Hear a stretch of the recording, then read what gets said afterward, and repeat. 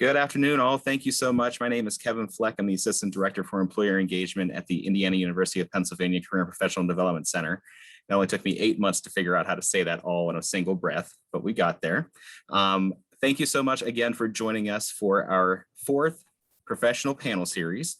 It was a new program this year that we started, and it's been a great time. We've talked to a lot of awesome professionals in several different fields, and I learned a lot every time I get to talk to our employer partners.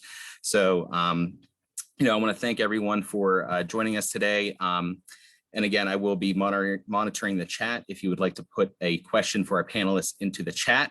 And also, you can also raise your hand with the reactions feature on the bottom right of your screen in the Zoom window, and you could also unmute yourself and ask a question that way. So we have some great panelists today, and I'm going to let them introduce themselves in a minute. But again, if you have any questions, please feel free to unmute yourself, raise your hand, or type it in the chat, and I will be monitoring that, as well as letting more people in, because that's just the way it goes. Sometimes you're running back from lunch or whatever is going on. So, so without further ado, please, can the panelists just tell us a little bit about yourselves? And Tom, why don't you go ahead and go first? Oh, thanks for having me. My name is Thomas Brady. I'm a supervisor at Wesley Family Services in the family-based department. I've been a supervisor there for about 5 years. I have been in the family-based therapy program for over 20 years now. Thank you, Tom. Beth. Hi, everyone. I'm Beth Friedline. I am the assistant to the CEO, the CFO, and the vice president for ancillary and support services at Conemaugh Health System. I graduated from UPJ in 2008 with a degree in communication. I've been here for about 8.5 years, and this role has really, really grown. And I'm married with one son who is 2 years old, that when I am off the clock, I am just as equally as busy. So really, really glad to be here. Thank you, Kevin. Thank you, Beth, for joining us. And Dan. Yeah, my name is Dan Fisher. I'm the Assistant Chair for Administration and Operations at the University of Pittsburgh Department of Rehabilitation, Science and Technology, where we use science and technology to improve the lives of people with disabilities. Prior to joining the team at the University of Pitt about 12 years ago, I was in the military service, what they call the Medical Service Corps, healthcare administrator for 26 years. So I have about 35 years of healthcare administration experience. Well, thank you all so much for joining us today. As you can see, we have a wide array of the healthcare field to pull from. So that's an awesome way to end our professional panel series. So thank you. So what can you tell us about your company? How was it started? What are the mission, vision, values, and goals? And how did you start with the company? And anyone can go. Well, I mean, I can go first since I'm probably first on the list anyways. So a little about the company. We are a nonprofit company. And I've been with the company for a while, and all the nonprofits, they're always looking to grow. They're always looking to try to do what they can do to help as many people, families, as they possibly can. So in most nonprofits, what has to happen is mergers. I have probably been through 3, maybe 4 different mergers in these 20 years with the company. And it's always been about serving the most people that we could possibly serve to better people's lives. Our mission is to empower children, adults, and families to provide transformational care. So what we're always looking to do is trying to figure out how we can do that better. How I came to the company, well, I guess, 20 years ago, I didn't even know half this stuff existed, to be honest with you. And I seen a position that worked with kids, and I wanted to work with children. So I applied for it, and I came in, and I learned more about what actually it was in the interview than anything else, because it was actually a TSS position, therapeutic staff support position. And I didn't even know. All I knew it was with kids. So when I learned a little bit more about that, I was like, this is a great opportunity. The company had the great values and things that I was looking for. So that's where I started as a TSS. And over the years, I went from that to a full-fledged therapist. During that process, I got my master's program done and graduated with that. And then eventually became a supervisor in the program. Now I do a lot of the teaching how to do therapy and doing the hiring and all that good stuff in between. Thanks, Tom. All right, I'll go next. So the Conemaugh Health System was born out of the tragedy of the flood of the 1889 flood. Clara Barton came to town, and really the rest is history. It's a very deeply rich historical town and organization that I'm in. Some of you might be familiar with Memorial Hospital, Lee Hospital, Good Samaritan Hospital, Mercy Hospital, Conemaugh Hospital, and now we have the uplink with Duke LifePoint, and that's a great relationship to have. So this company has truly been through it. And we, I love how Thomas put it. We've always been having those uplinks and those different acquisitions for the betterment of the patients. It's been, you know, how do we get better quality patient care? And these are a couple of our values and goals, you know, quality patient care, supporting our physicians, creating excellent places for our employees to work, having leadership roles in the community. This organization truly encourages you to be a volunteer, to be doing something outside of the four walls of this hospital, outside of your paycheck, to better your community, and having fiscal responsibility, because if your organization, you know, isn't fiscally responsible, you're not going to be an organization for long. And our core mission is making communities healthier. And it's very broad, because whether you're on the clock or you're off the clock, Conemaugh is truly encouraging that community, that patient relationship. So I started with this company in 2012. I was actually a career counselor with Goodwill Industries, and I was constantly sending people into the healthcare realm. And this job opportunity came across my desk. I was reading job postings and I thought, that's an opportunity. So 97 applicants later, 4 hours of interviews. It was really intense. I have stuck. They are stuck with me 8.5 years, and I hope to have a really long career here at Conemaugh. Thank you, Beth. And Dan? I don't know if my career path is as interesting as theirs, but it's just the same. As I mentioned, I work for the University of Pittsburgh. I'm one of the faculty at the university. As many of you know, institution of higher learning, our main focus is education. So I do actually teach as a member of the faculty. But as far as the organization's mission, we too are a nonprofit, so we're looking for ways to enhance the education of the, should I say, the current and future generation. There's three main areas that they focus on, and some of those were mentioned earlier related to education, the other being research, and the third being service. Pitt in particular pays a lot of attention to the service part of this, in the sense that they expect us to be active and volunteering members of the community.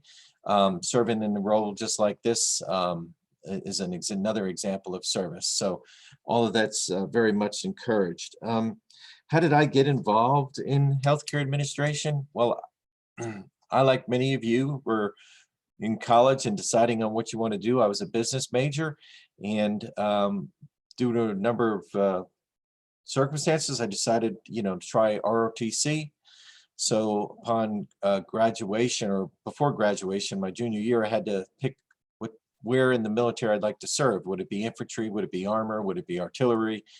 And none of those sounded attractive to me, but the one that said healthcare administrator, with my business background, I thought that would be a good fit. And fortunately, I was able to get the Medical Service Corps. And the Medical Service Corps is the, should I say, the glue that holds the Army Medical Department together. So we provide all the administrative support for all the different branches within the Army Medical Department, the docs and nurses, the dietitians, the OTs, the PTs. Somebody has to be on the blame line, and that's usually the administrator, right? So that's where I found myself in my niche. And after doing that for 26 years, I transitioned. I thought, you know, all this experience would go well in education, and being being an administrator in a large medical department within the university seemed like a good fit. So that's how it all came to be. And I think what you may get out of this is that we all kind of came to the positions that we're in from a different direction, and we never could have predicted where we started and where we are now, because we're not finished. I mean, Tom mentioned the fact that he's a clinician that also has to do administrative work. So the reality is, you know, healthcare administration requires leaders, right? So it doesn't matter if you're somebody that's in charge of housekeeping, or in charge of the operating room, or in charge of doing direct patient care as a clinician. You still have an administrative role to play, and a leadership role to play, and a supervisory role to play. So you have to be quick on your feet. And I'll just leave it at that, because I don't want to, we can, that's where we're going, I think. But my point is, yeah, no career paths are the same, and no two institutions are the same. So be ready for the adventurous ride ahead. I wouldn't call it a rough ride. I'd call it an adventure. Well, thank you so much, Dan. And, you know, I think that you hit the nail on the head with saying that, you know, your career path can take some winding turns and winding roads, you know, from just these three experts are, you know, showing you that that those type of things can happen. And I'm just going to, you know, plug the Career and Professional Development Center here. We can help you with navigating that road and working on those transferable skills that Dan was just talking about as well, thinking quick on your feet, being able to work in a team, you know, being able to communicate both orally and in a written way as well. So that's what you're working on, you know, in your classroom, but then also in the out of classroom curriculum when you come to events like this. And the Career and Professional Development Center can help you with, you know, your resume, or working on interviewing skills, or understanding exactly what this major can do for you as well. So, you know, I'm just thinking about 2021 and the adventurous, I like that, Dan, the adventurous ride that we had in 2020 and what that kind of did for everyone. So I'm just kind of, I would like to know from the panelists how the pandemic has changed the way that you do business, and where do you think it might go from there? And anyone can go. Oh, I can go first again. When there's a hard question, I'll let somebody else go first. But so in the department I work for, our therapists, they go into the homes. Okay, so when the pandemic happened, it was a challenge for us because people were saying, "Hey, you're not coming into the home. We have state regs that say you have to go into the home to do our service." So we had to work on getting temporary waivers so we could do, you know, Zoom sessions. However, you know, when you're having a therapeutic session, it's not just seeing that person, it's the environment that they're in and what's happening just off camera. So it has become a real challenge to do some of these therapeutic sessions that needs to occur when you can just see a face of somebody. You can't even see their full body to get that body language. So just working those hurdles of not being able to do this face to face. Now, in 2021 here, we have started to go back in the homes, but some of them are still going to be telehealth for the near future. So it makes it hard. We have to kind of decide if the treatment that needs to happen can even be done on telehealth, or do we have to, you know, tell the family, you know, we're sorry, we can't do this intensive service over telehealth because it's not conducive of a safe environment for what needs to be done. So the whole telehealth and becoming this expert at Zoom and all of these things and all of our backgrounds and all this stuff, that's 21. I just see more of that, us becoming these better experts at it. Thank you, Tom.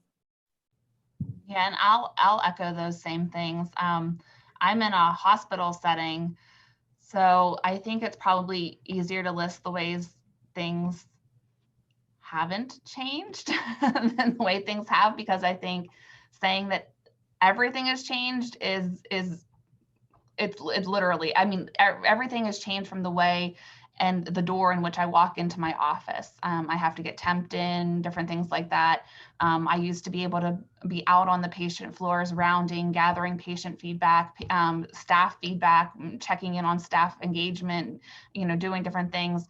We had to basically nearly close down our cafe because of social distancing. And I mean, every single aspect. We have a gift shop in the hospital. We had to close that down.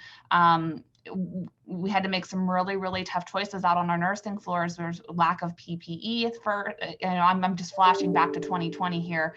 2021, things are getting better. Those waivers that Thomas talked about are in place. Those exceptions are in place. I don't know that using the word it's saying it's getting easier is true, because there's stress, there's burnout, there's turnover, there's different things like that that's going on.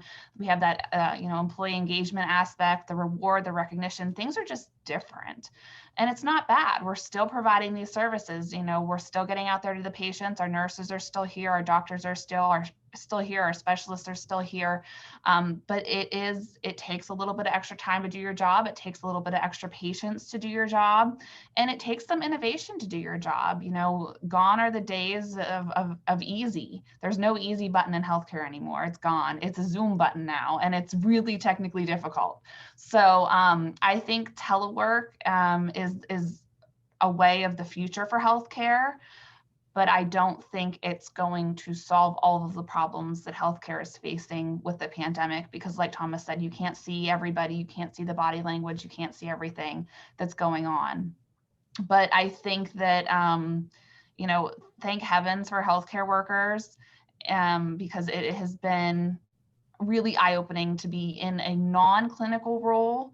My husband is an RN. He works in the ER here at Conemaugh, and to see the way he leaves in the morning and comes home at night, the way we do our laundry is different. The way we, it's all different, and it's exciting, and it can be very scary. So healthcare is, it's an adventure. I like that as well. Thank you, Beth. So, the university had to adjust very quickly, just like the other professions across the board. Obviously, trying to continue to provide students as much in-person training as classes as we were able to under the circumstances, identifying what we could do, especially for the healthcare field, where a lot of it is hands-on. So you have the clinical aspects of it, and you can't do that remotely very well, right? Or, the first person, in the dentist chair is, you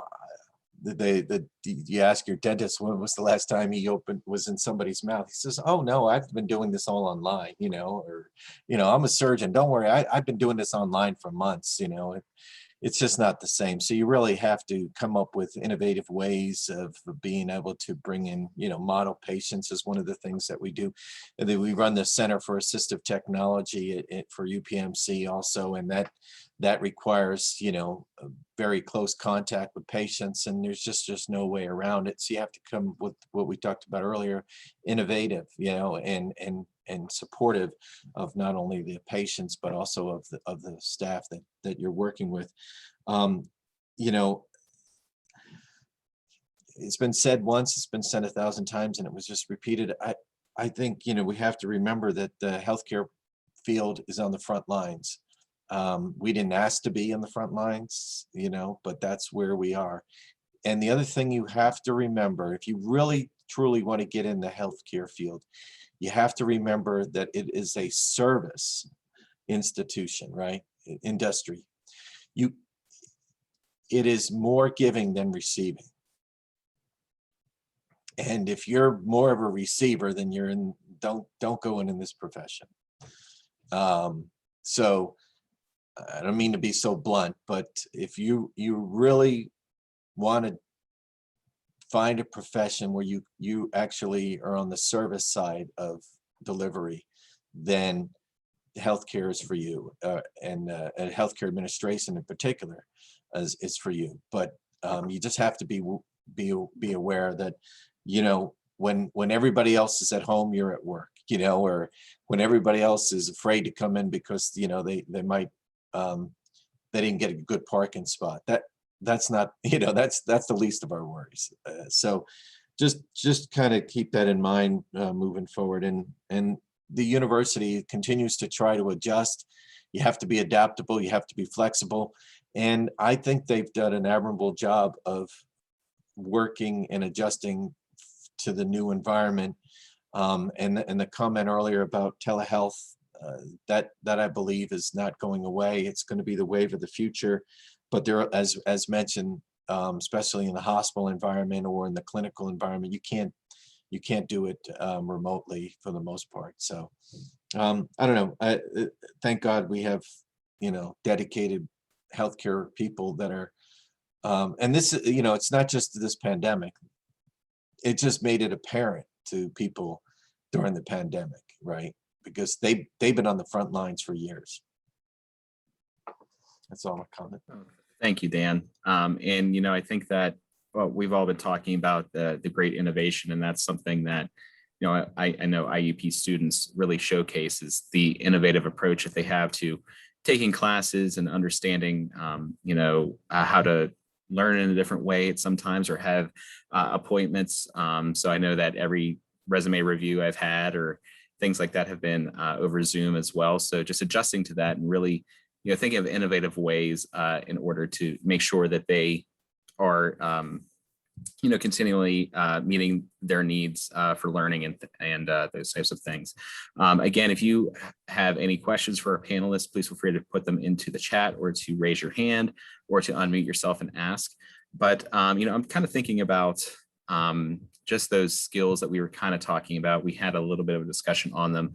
What are some skills that you think a person would need to break into the healthcare field? What are some things that you might look for in an interview and in an interviewee? Oh my goodness, I'm sorry, or something that you've seen has made someone really successful. I'll go. So what I have really seen that make people successful is people that don't try to do it on their own. People who are willing to go, I need help here. I see so many people coming in and they try to put forth this, I can do it all. And then when they start to have trouble, they don't say anything. And they either burn out or they're out of here in 30 days because they can't handle the workload. And they think that they're expected to know everything. So people who are just willing to go, I don't know, I need help. Those are people that I see really succeed. People that really think of other people, you know, keep other people in mind. Those are the people that work, because you're not going to come in here and work for nonprofit and become rich. And if anybody has any kind of idea around that, you're just in the wrong area right now. So you have to be here because you want to be here. You have to be here because you want to help people. It's not about you at that point. It's about what you can do to serve other people. Thank you, Tom. And I agree with that. My boss, the CEO, often says to our directors group, our director supervisor group, gone are the days for hiring someone just because they have RN at the end of their name. We have to hire for fit. We have to hire for cultural fit.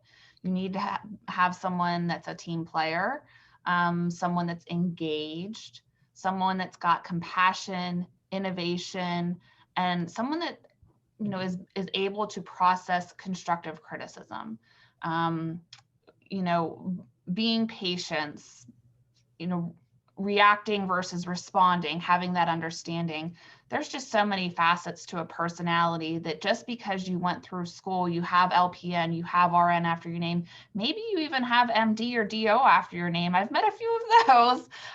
That doesn't mean that you are going to have good bedside manner, that you're going to be able to handle a patient complaint or a difficult family or a challenging situation, or that you're going to be able to deliver unfavorable news to a patient or a family.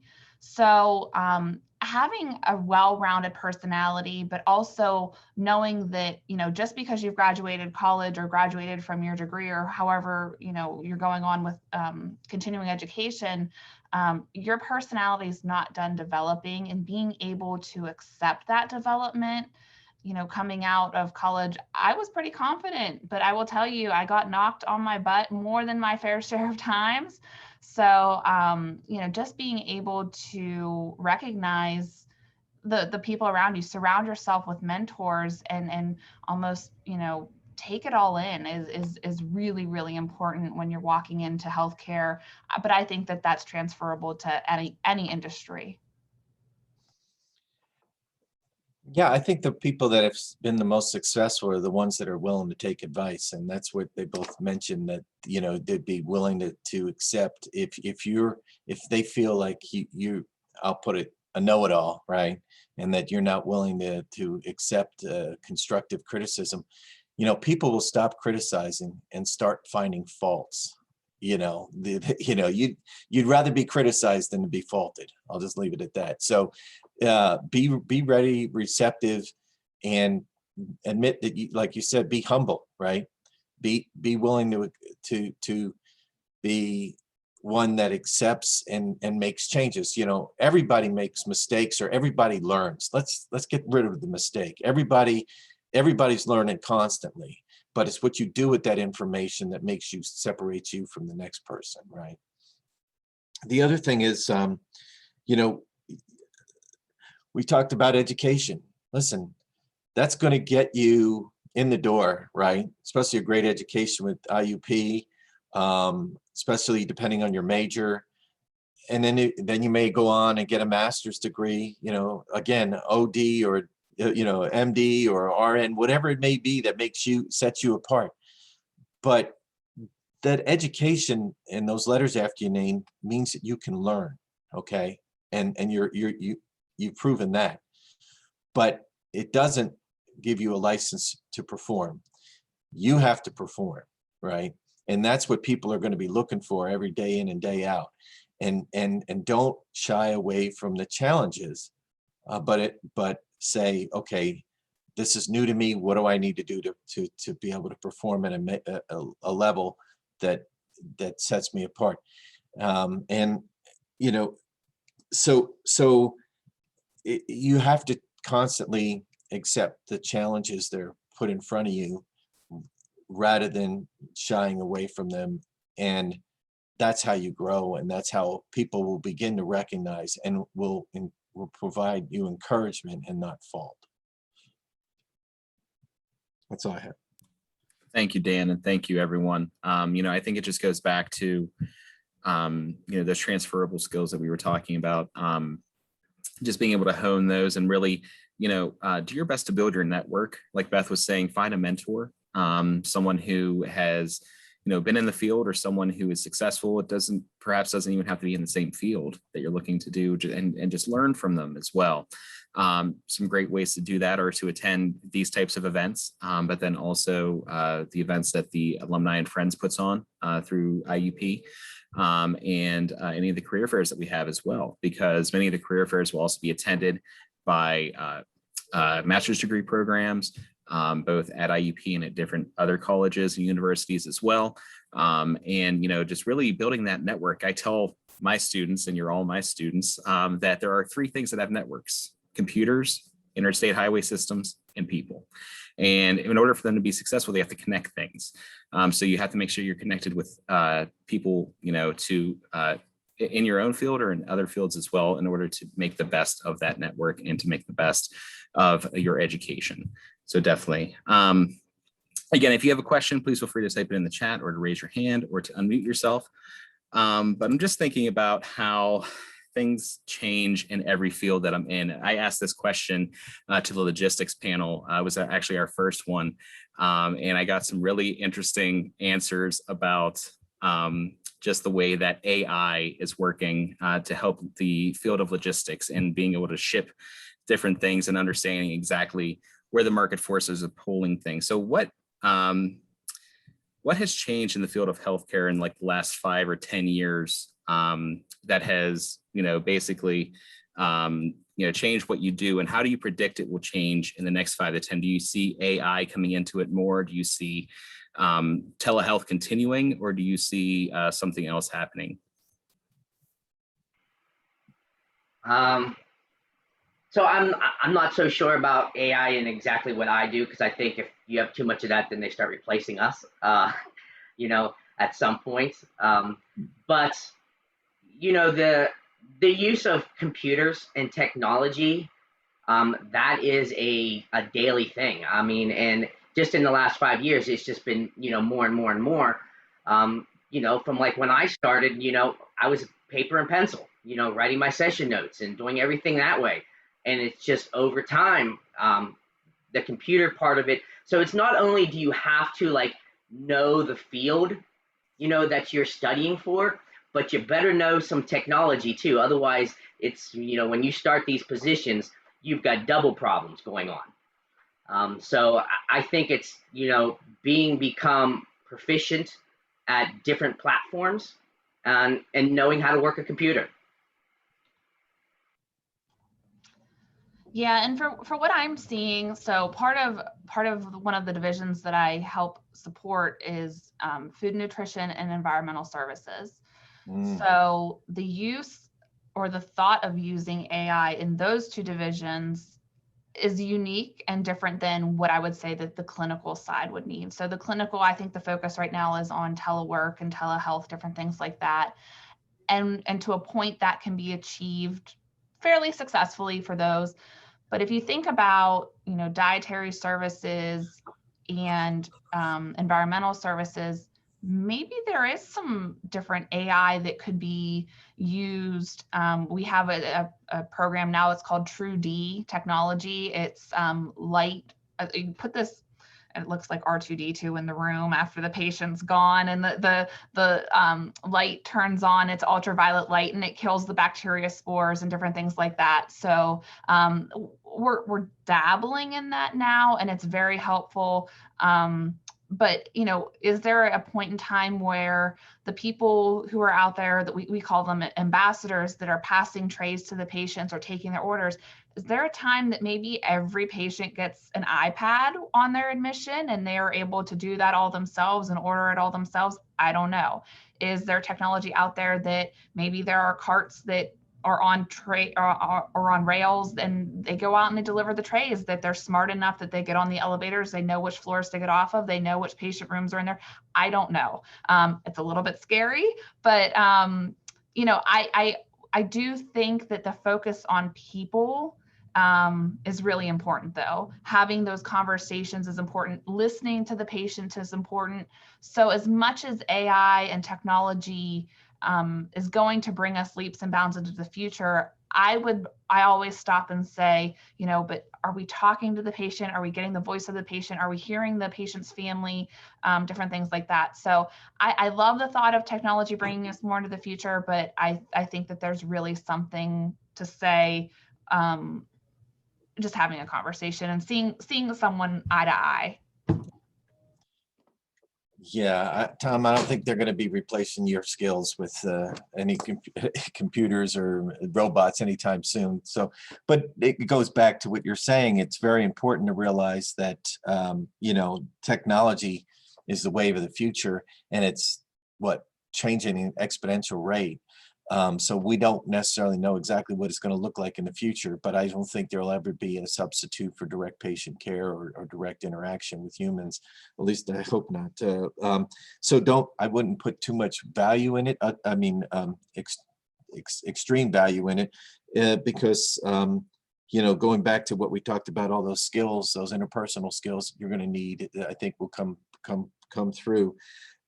So one of the things that we can talk about healthcare as a whole. Obviously, we talked about telemedicine, we talked about telehealth, we talk about shifting from an inpatient environment to an outpatient environment. We talked about how about the whole idea behind, a preventive care versus,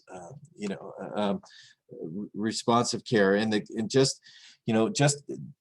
computers and the technologies helped in the area of just-in-time inventory, right? So you can restock inventory in the ORs, or you can restock inventory on the wards, or you can stock, making sure that, it used to have to have a warehouse of supplies. Well, you saw when the pandemic hit, we didn't have these warehouses of supplies, so we had to tap into the system. So just-in-time works up to an extent, but there's also the contingency planning that you have to do.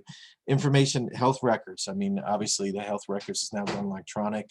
That has changed so I don't know, healthcare has been in some cases slow to adapt to AI, but is also in some cases are on the front lines of AI. And we also have to remember that AI is going to be very critical related to outcomes based. So, the days of, okay, just, you treated 10, diabetic patients. Well, what was their outcome? Well, nobody's asked me that question before.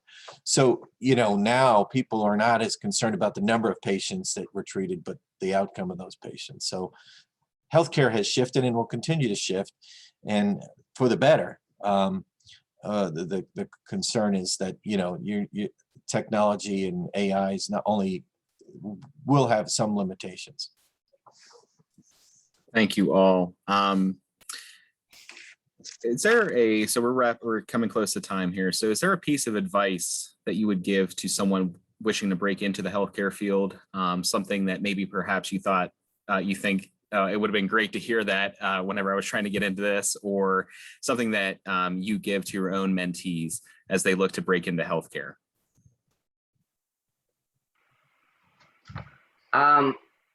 Well, this is just a piece of advice, just coming from someone who does a lot of hiring. Okay, be professional.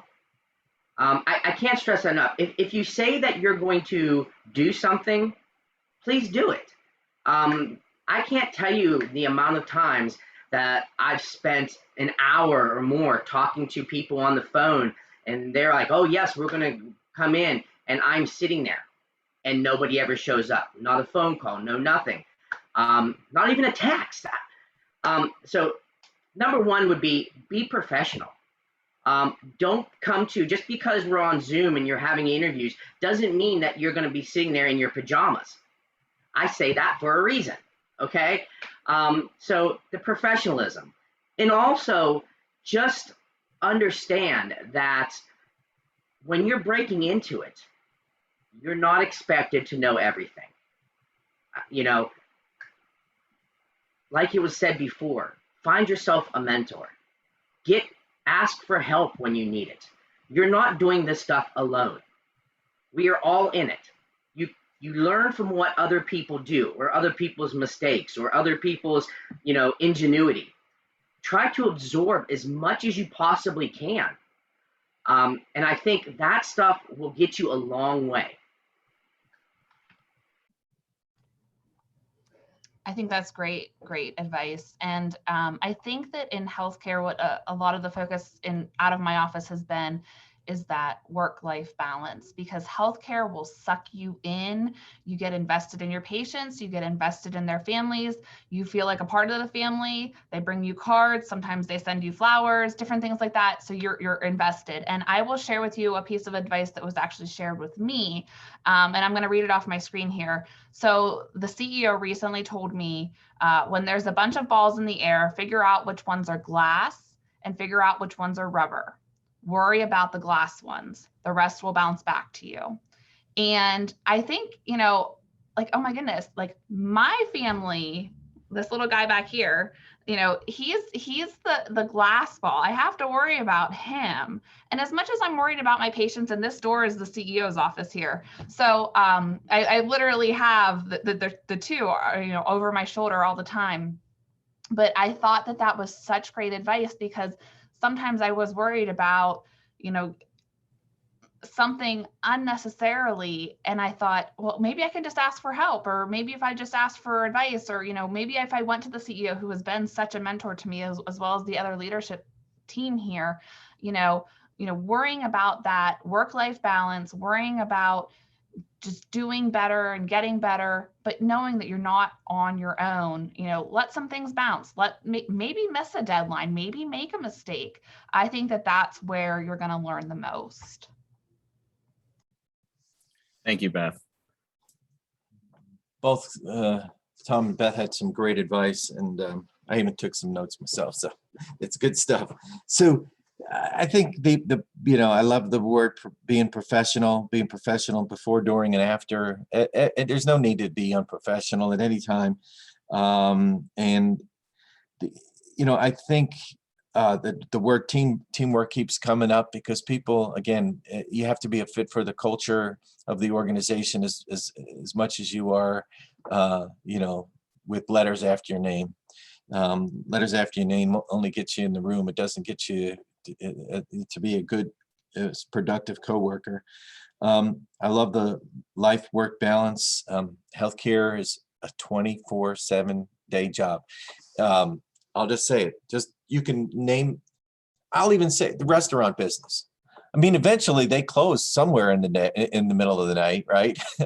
I mean, whatever it might be, but hospitals and healthcare is 24/7. So you have to figure out what shift you're working, because there's a reason why there's shifts in healthcare, because there's not one shift, there's 8 shifts, right? So you have to decide which one you're going to be on. And the other thing is, I think you have to be very receptive to what challenges come your way, instead of straight arming everything, because I'll say it, people like to, and they can say it in a number of ways, in the attitude, the fact that they come in 5 minutes late and leave 5 minutes early, whatever it may be, that would indicate that you have to be receptive to opportunities that come your way. And again, if you may not be the best at doing that, but you're willing to learn, right? You step up to the challenge, and just do those small things as best you can. So I would say, like, if somebody gives you a menial task, like, could you go outside and make sure that all the trash cans are emptied in the parking lot? You're the best person at checking to make sure that the trash cans are emptied in the parking lot. Don't act like everything's below you, because guess what? I have 36 years of healthcare experience, and I go out and check the trash cans in the parking lot. You know what I mean? It's nothing's below you or nothing's above you. You do every job that you're given to the utmost ability, and people will see that. And you know what? The first year of employment is probably the best example of where that is going to be tested over and over and over again. I gave somebody a task. We're huge conference. Department of Defense, thousands of people. I just said, listen, can you figure out a place to get somebody for lunch for 20 people? And, we can have it brought in. It doesn't have, about a week later, I mean, I'm in the middle of like getting speakers from around the world at this thing. And this person comes up to me and says, well, I'm too busy to organize that lunch. I'm like, holy cow. Well, that's the last time I'm coming to you. And if anybody gives me, a recommendation, I don't have a grudge against this person, but I mean, listen, it was a small task that was given to somebody, and it was a test, and that person failed miserably. That's all. Thank you all so much for those great pieces of advice. And, Dan, I tell my students, no matter what I'm doing, I used to be a teacher, and it's actually where I lost my hair, but you always do your best no matter what you do, no matter if it's in your work, it's a part-time job, perhaps you're working at, a grocery store or something while you're in school, no matter what you do there and in your classroom, that it will reflect back on each other. So I think that's just, going back to that, what we were just talking about. If anyone has any final thoughts, you can type them in the chat. For all the panelists, we did have some words of thanks if you want to look at those in the chat, as well from Dr. Manku and from Logan and from some others as well. And I want to thank you all again for joining us for our fourth and final professional panel series for the spring 2021 semester. And I wish you all so very much luck in your finals and everything else as they're coming up quickly. And if you would like to get in contact with any of our panelists today, please feel free to reach out to the Career and Professional Development Center. I'll make sure that they get your email address or whatever you would like. Kevin, you come in and broken. I just wanted to say what parting comment. I mean, I guess I'm rude of me, but I just wish I was in your shoes. You guys have a great future ahead of you, and